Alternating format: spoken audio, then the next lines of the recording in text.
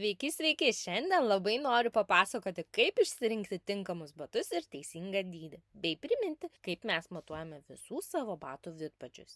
Jei pastebėjote, mūsų svetainėje prie dydžių lentelės nurodomi vidpadžių ilgius. Visus juos matuojame patys kiekvienam modeliui. Kaip mes matuojame? Dedame taip ir išmatuojame visą vidpadžio ilgį. Kaip matote, čia gamintojas taip pat pažymėjo vietą, iki kurios turėtų būti vaiko pirštukai.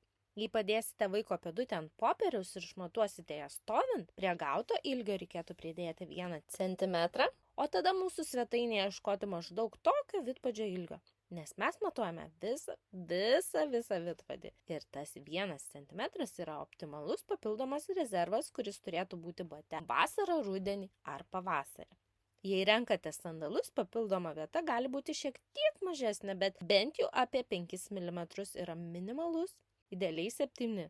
Taip pat daug kas priklauso nuo pėdos pločio. Jei pėda platesnė, papildoma vieta gali būti šiek tiek didesnė, jei siauresnė, mažesnė. Ir drąsiai klauskite ir rašykite komentaruose, kokių dar turite klausimų apie batus, dydžius ar pasirinkimą. Tikrai pasistengsime sukurti dar vieną vaizdo įrašą ir parašyti daugiau paaiškinimų.